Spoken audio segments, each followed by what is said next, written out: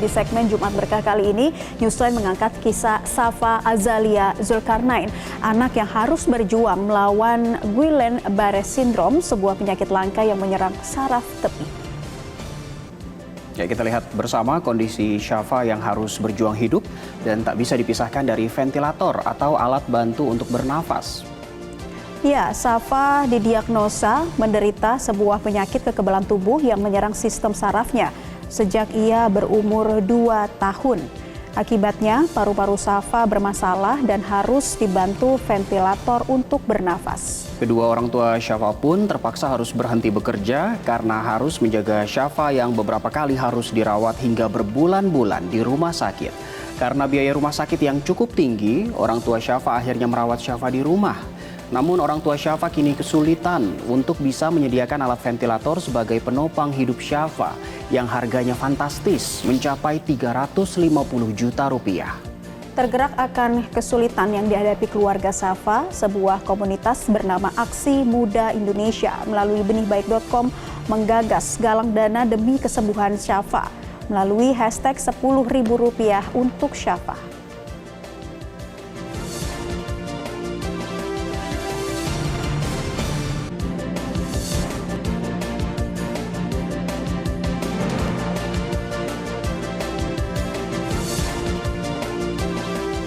Ya, dan bagi Anda orang-orang baik pemirsa Newsline yang ingin membantu perjuangan Safa dalam melawan penyakitnya bisa melalui cara berikut ini.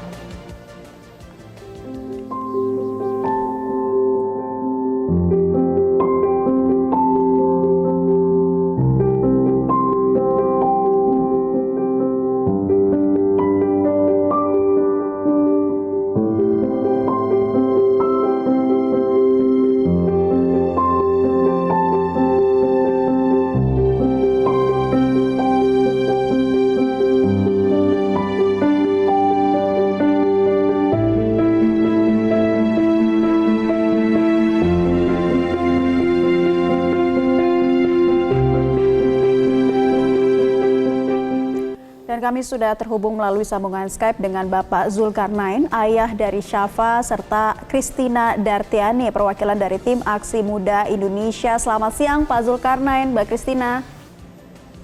Selamat siang, Mbak. Baik, saya ke Bogor dulu nih, ke Pak Zul. Pak Zul, siang ini apa kabar, Pak? Alhamdulillah, kabar baik, Pak.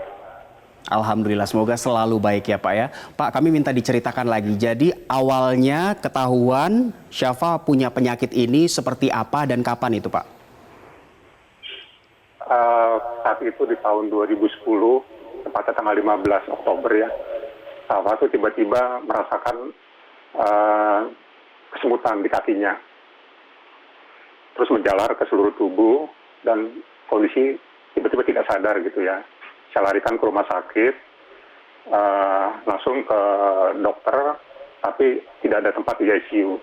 2 hari kemudian dalam kondisi tidak sadar, saya larikan Safa itu ke rumah sakit Carolus. Di sana ada ventilator, karena memang dia butuh ventilator untuk bernapas. Saya diberikan ventilator, dia sadar gitu ya. Sadar, setelah berapa minggu didiagnosa oleh dokter, Safa menderita penyakit Guillain-Barré Syndrome. Nah, itulah mulai perawatannya di rumah sakit Carolus. Safa dirawat selama 9,5 bulan. Setelah itu atas bantuan pemerintah melalui Ibu Endang, almarhum Menkes, Safa dipindahkan ke rumah sakit RCM.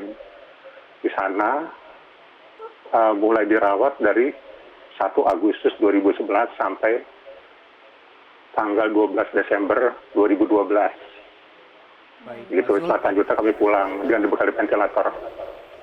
Pak Zul, sebagai orang tua, mungkin Anda tidak pernah bisa melupakan momen saat itu. Tadi Anda menyebut dengan detail sekali, tanggal 15 Oktober 2010, pertama kali Anda mengetahui bahwa anak Anda sakit. Itu sudah 10 tahun yang lalu. Tadi Anda ceritakan kondisi Safa 10 tahun yang lalu pada saat pertama kali tahu. Kondisi keluarga seperti apa Pak? Ekonomi, pekerjaan orang tuanya? Untuk pekerjaan mungkin terus terang saya terbengkalai gitu ya. Posisi saya kan saat itu di bagian marketing. Jadi sebenarnya saya punya kesempatan untuk bisa nengok anak saya. Tapi mungkin lama-kelamaan karena dokter butuh saya untuk konsultasi harus apa gitu ya untuk menjaga Safa. Akhirnya saya putuskan untuk resign kerja demi bisa merawat gitu dan bisa punya ventilator. Karena setelah keluar dari rumah sakit saya hanya dibekali pinjaman ventilator. Oke, Pak Zulkarnain sebenarnya kita harus berjuang memutuskan untuk berhenti dari pekerjaan Anda ini tentu hal yang tidak mudah begitu ya, apalagi Anda menggunakan uang hasil pesangon untuk mendp sebuah alat ventilator. Berapa waktu itu Anda membeli ventilator itu, Pak? Sekitar 100 jutaan, Mbak. Dan kabarnya alat ini saat ini sedang rusak, perlu maintenance begitu? Iya, jadi saya waktu itu beli dengan harga 100 jutaan, EDP 30 juta, selebihnya dicicil. Sampai sekarang saya cicil gitu ya. Karena sisa cicilan itu selalu bertambah dengan adanya kerusakan dari mesin yang tiba-tiba dalam berapa bulan rusak blowernya atau alat-alat yang lainnya gitu. Oke, dengan keadaan yang harus terus bergantung pada ventilator, ventilatornya rusak, saat ini akhirnya seperti apa Pak? Harus terus mengawal pengobatan adik Safa? Ya, kami dipinjamkan ventilator juga ya. Ada seseorang yang pernah punya ventilator tapi kemungkinan itu sudah digunakan lagi, kami dipinjamkan gitu. Tapi ada berita baiknya saat ini. Ada sebuah perusahaan yang memberikan kami ventilator, tapi masih dalam proses gitu, karena spare part-nya ditangani dari luar, dari Jerman. Oke. Dari Jerman langsung ya. Baik Pak Zul, sebentar sekarang kita ke Mbak Kristina dulu yang kebetulan sedang berada di Jakarta. Mbak Kristina, pertama kami mengucapkan terima kasih karena sudah menggagas bantuan untuk adik Syafa ini. Pertama kali Anda dengan teman-teman mengetahui kondisi Syafa dari mana dan bagaimana kondisinya? Oke, selamat siang Mas Dade dan Mbak Naila. Jadi beberapa waktu yang lalu tim kami, salah satu tim aksi muda, itu mendengar keadaan kondisi Syafa ya. Dari kebetulan Pak Zul ini adalah salah satu teman dari rekan kami. Nah, setelah kami mendengar dan memang aksi muda saat itu belum beroperasi secara full, tapi karena niat kami untuk membantu sesama sedemikian tinggi, maka kami tidak lama setelah itu kami langsung melakukan penggalangan dana untuk membantu Dik Syafa untuk membeli ventilator pada saat itu.